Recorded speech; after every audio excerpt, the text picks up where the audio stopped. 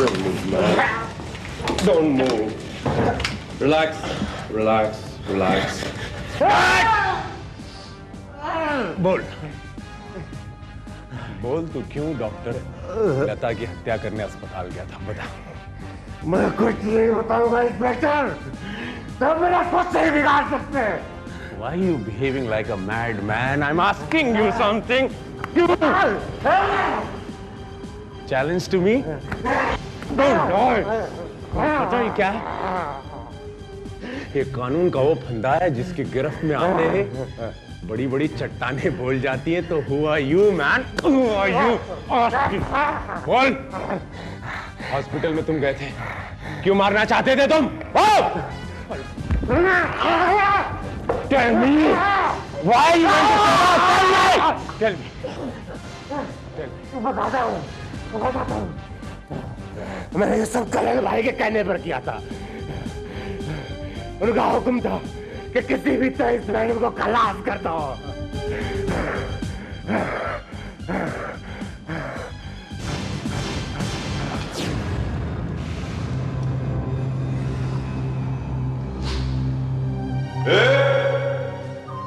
कौन है रे तू?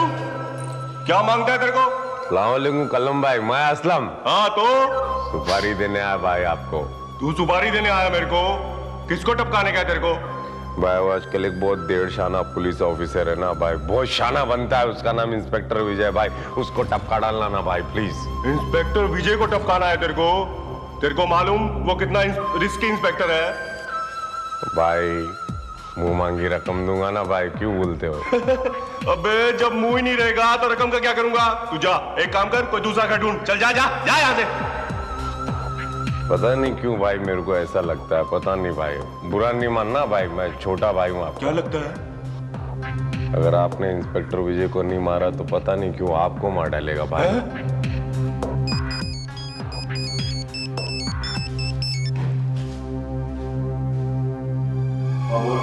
कलन भाई, हाँ पांडु पकड़ा गया और उसने इंस्पेक्टर विजय को सब कुछ बता दिया है। ठीक है।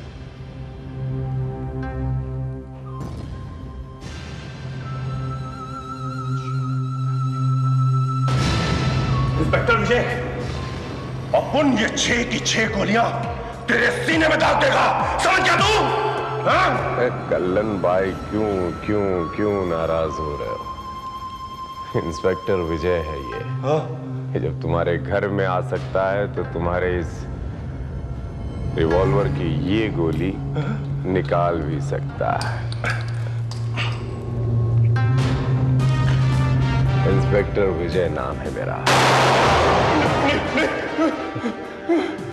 जाड़े शरीर के साथ साथ तुम्हारा भेजा भी जाड़ा हो गया। अभी तो तुमने बोला। भेजा भी जाड़ा हो गया। नहीं मारेगा? अब सही सही बताओ, ये ऊपर से मारूंगा। सही सही बताओ कि तुम डॉक्टर लता को क्यों मारने गए थे? वो अपन के लड़कों को मर्डर करते हुए देख लिया था डॉक्टर लता ने। जिसकी सुपारी थी वो? एक छोकरे की, उसका फोटो है अपन के पास, दिखाता है तो रुको रुको। हाँ ये लड़का है। किसने सुपारी दी थी? पता नहीं अपन को, बिल्कुल पता नहीं अपन को बाप। अपन की सिर्फ फोन पर बात हुई थी, अपन के कहे हुए पते पर उसने पैसा और फोन पहुंचाया था।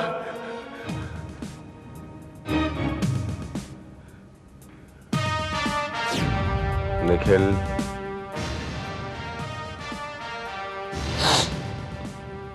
चौधरी चौधरी चौधरी चौधरी।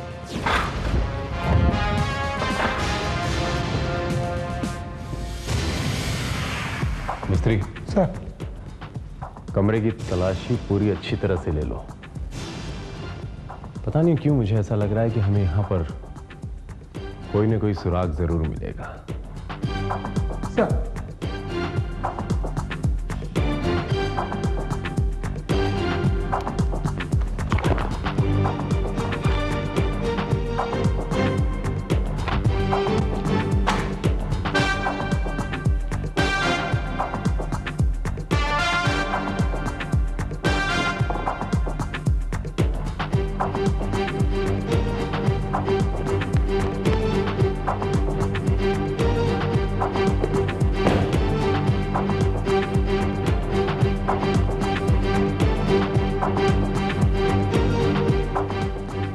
सर, यहाँ पर एक सूटकेस है जिसका लॉक टूटा हुआ है। लगता है किसी ने खोलने की कोशिश की है।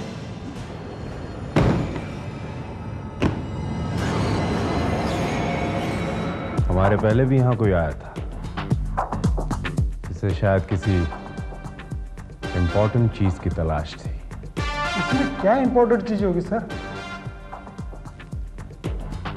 इसलिए शायद ऐसी कोई चीज जिसकी वजह से निखिल की जान गई है, जिसकी वजह से निखिल की जान गई है मिस्त्री। 6322-905 6322-905।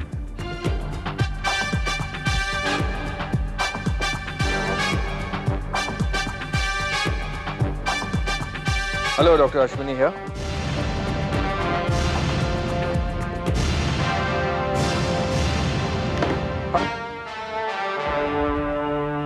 इसका मतलब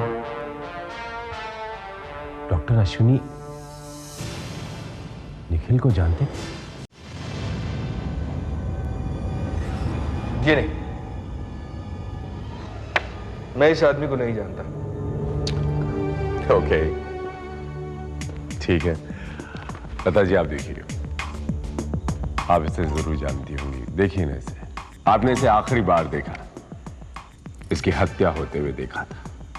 नहीं इंस्पेक्टर साहब, मैंने इस आदमी को पहले कभी नहीं देखा। जानती नहीं कि आप क्या बोल रही। अब जानती हैं आप पर जितने भी जानलेवा हमले हुए, उसका कारण क्या था? उसका कारण यही था जो उस सुपारी किलर ने मुझे बताया था, जिसने आपकी मारने वाले की हत्या की थी। क्योंकि आप ही वाहिद चश्मदीद गवाह थी निखिल की हत्या की। You know that? वो झूठ बोल रहा है इंस्पेक्टर साहब। ओके, ठीक है, आप सच बोल रही हैं और वो झूठ बोल रहा है। Trust you. लता जी, एक बात बताएं, अभी हम आपको एक नंबर बोलेंगे, आप प्लीज ये मत कहिएगा कि आप उस नंबर को नहीं जानती। 632-9055। जी हाँ, ये मेरे स्टडी का नंबर है। Got it. Got it. अच्छा अश्विन, जानते हैं नंबर मुझे कहां से मिला? अभी थोड़ी देर पहले मैं मिस्टर निखिल के घर गया था। उनके घर में एक किताब रखी हुई थी, वहां पे नंबर था। मैंने आपको ब्लैंक कॉल भी किया था शायद, इफ यू रिमेंबर। तो क्या साबित करना चाह रहे हैं आप? साबित कुछ नहीं करना चाह रहा हूं, मैं बस यही जानना चाहता हूं कि आप जिस इंसान को जानते नहीं, जैसा आप दोनों का कहना है, आपके स्टडी रूम का नंबर उसके घर की किताब में कैसे लिखा हुआ था? Please tell me. इंस्पेक्टर साहब, हो सकता है वो एक मरीज हो, किसी बीमारी का शिकार हो, किसी ने उसे ये नंबर दिया हो हमसे कंसल्ट करने के लिए। Exactly, yes. आप लोगों की कमाल की जुगलबंदी है, एक वक्त एक ही जैसा बोलते हैं। लता जी, आप डॉक्टर हैं, नर्सिंग होम का नंबर एक डॉक्टर देता है अपने पेशेंट्स को, ना कि अपने स्टडी रूम का। प्लीज इंस्पेक्टर साहब, प्लीज, आप फालतू की बातें करके हमारा और अपना दोनों का वक्त जाया कर रहे हैं। हमारा नंबर कोई भी कहां भी किसी भी वक्त लिख सकता है, इससे क्या फर्क पड़ता है बताइए? और वैसे भी हमें अपने नर्सिंग होम जाना है। अगर अब भी कोई सवाल बाकी हो तो फिर कभी आइएगा। You are most welcome.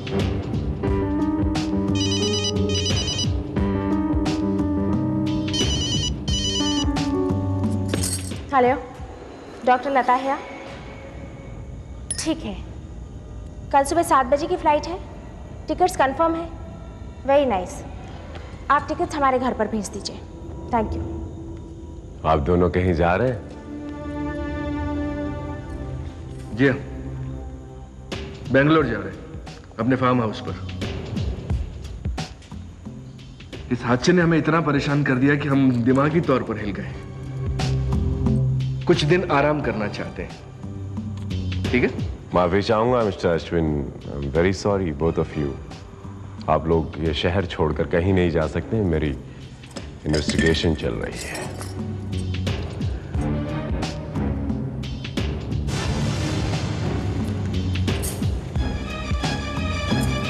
Inspector साहब, ये रहा हमारे फार्म हाउस का एड्रेस। आप जब चाहे हमसे कांटेक्ट कर सकते हैं। और रहा सवाल हमारे जाने का, तो आप हमें रोक ही नहीं सकते, क्योंकि हमने कोई जुर्म नहीं किया और न ही हम जमानत पर रिहा हुए कोई मुजरिम है। And thank you very much मेरी जान बचाने के लिए। कैसी बात कर रही हैं आप लता जी? आपकी जान बचाना तो मेरा फर्ज था। अब ये क्यों भूल रही हैं कि हम रक्षक हैं? तो आप मुझे मेरा फर्ज निभाने दीजिए। My patients are waiting for me. Oh, I am very sorry, very sorry. खैर मैं चलता हूँ अश्विनी जी, दोबारा मुलाकात होगी। नमस्कार। चलिए मिस्त्री, इसमें है मेडिकल कॉलेज का ग्रुप फोटोग्राफ।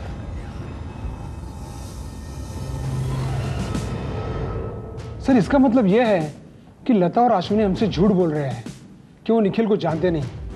सर ये ऐसा क्यों कह रहे हैं? मिस्त्री, इस फोटोग्राफ से एक बात तो तय हो गई है कि निखिल का कत्ल डॉक्टर अश्विनी और डॉक्टर लता के सामने हुआ है।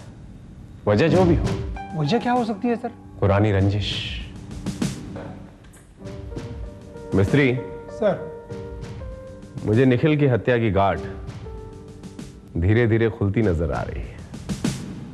सर निखिल की सुपारी देने वाला कौन हो सकता है?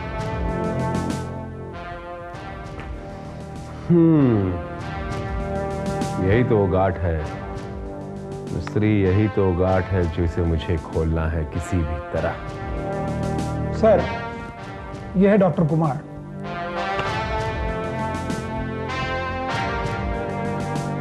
Doctor Kumar? Yes sir, doctor Kumar. ये सिविल अस्पताल में है और ज्यादातर ये पोस्टमार्टम करता है सर।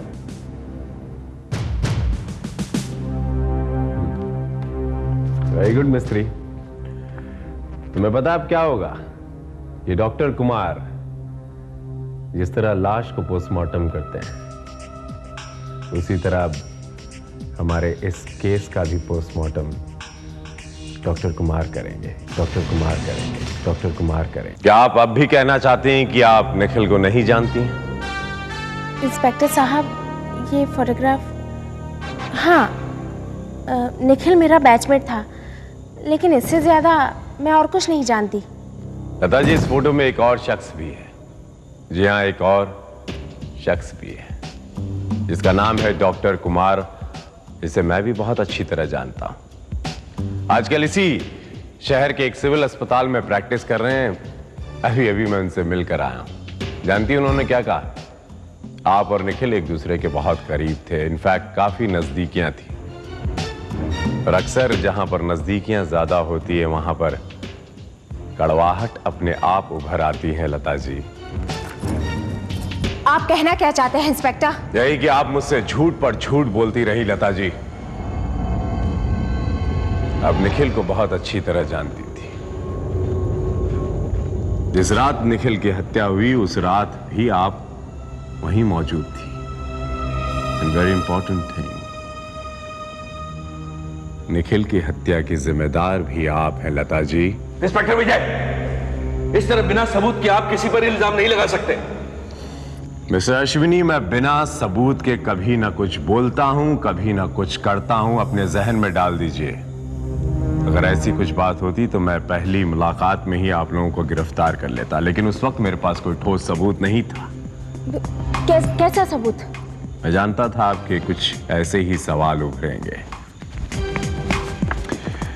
लता जी, ये निखिल की तस्वीर है और इसके पीछे निखिल के घर का पता लिखा हुआ है। कुछ ही देर पहले आपने अपने फार्म हाउस का पता मुझे इस कागज पर लिख कर दिया। अब देखिए, ये हैंडराइटिंग और ये हैंडराइटिंग हिंदी में लिखा हुआ है, दोनों में काफी समानता है। आप भी देख सकते हैं। सबूत आप मांग रहे थे और ये हैंडराइटिंग इस बात का सबूत है, ये हैंडराइटिंग इस बात का सबूत है कि निखिल की हत्या की सुपारी आपने दी है लता जी। यू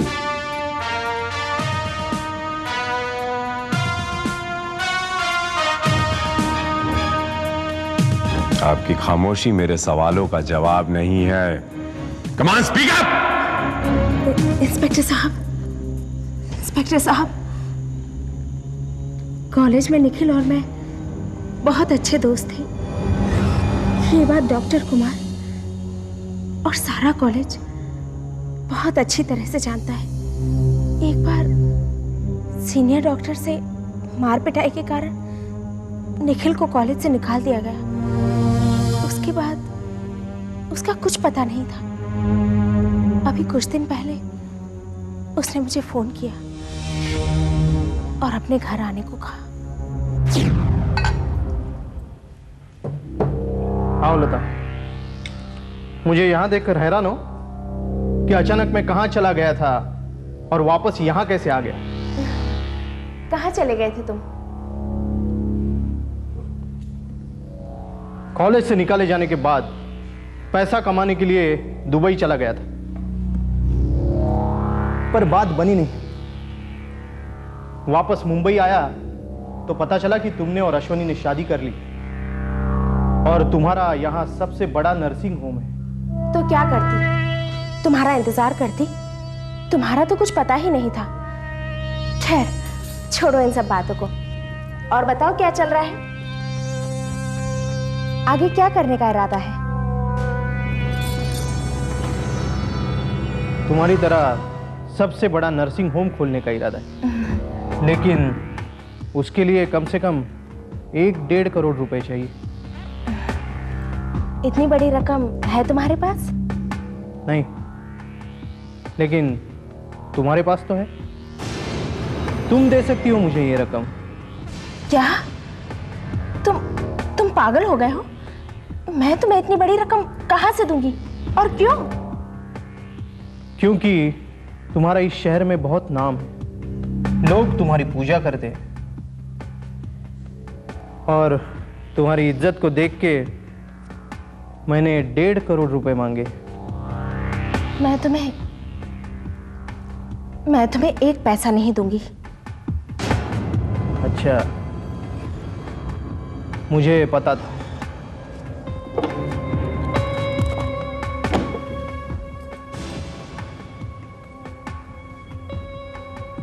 कुछ याद आया? ये उस वक्त की तस्वीरें हैं जिस वक्त तुम मेडिकल कोर्स कर रही थी। तुम्हारी गलत ट्रीटमेंट की वजह से 2 मरीजों की जान चली गई थी। उसकी पोस्टमार्टम रिपोर्ट मैंने ही तैयार की थी। अगर बोर्ड को मैं वो पोस्टमार्टम रिपोर्ट और लाशों की तस्वीरें दिखाता तो तुम्हारा करियर खत्म हो जाता, लेकिन मैंने तुम्हें बचाया। लेकिन आज भी वो तस्वीरें और पोस्टमार्टम रिपोर्ट मेरे पास है, क्योंकि मैं जानता था कि एक दिन इससे मुझे बहुत अच्छी रकम मिलेगी। ठीक है, वो तो ठीक है, लेकिन इतनी जल्दी मैं इतनी बड़ी रकम कैसे जुटा सकती हूँ? धीरे धीरे दे दो। जिस दिन रकम पूरी, ये फिल्म तुम्हारी। मुझे यकीन था कि तुमसे मुझे अच्छी रकम मिल सकती है, इसलिए मैं पुलिस में भी नहीं गया। मैं निखिल को पैसे इसलिए देती रही ताकि वो कुछ दिनों तक खामोश रहे। एक बार क्रॉस कनेक्शन पर मैंने कल्लन को एक शूटर से बात करते हुए सुना। मैंने उसका मोबाइल नंबर नोट कर लिया। मैंने उस शूटर को फोन किया और उससे निखिल के छुटकारे की बात कही।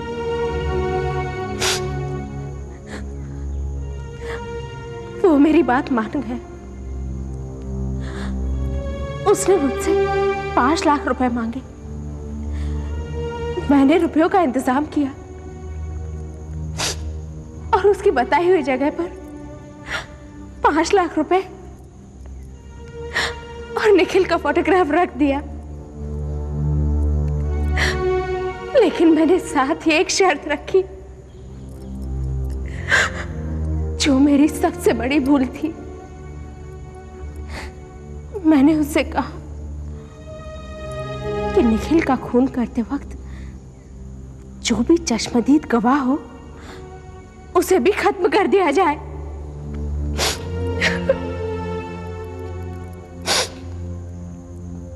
मुझे क्या पता था कि निखिल के खून की मैं ही चश्मदीद गवाह बन जाऊंगी। जब मैंने निखिल का खून होते हुए देखा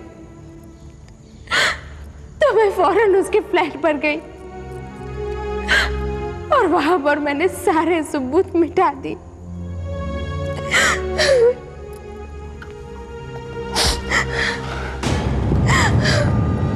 जिस तरह आदमी एक झूठ को छिपाने के लिए 100 झूठ बोलता है, उसी तरह एक जुर्म को छिपाने के लिए 100 जुर्म भी करता है। अफसोस इस बात का है लता जी कि आप एक काबिल डॉक्टर होते हुए भी आपने अपने पेशे के साथ बेईमानी की। आपको निखिल की हत्या की साजिश में गिरफ्तार करता हूं मैं। You are under arrest.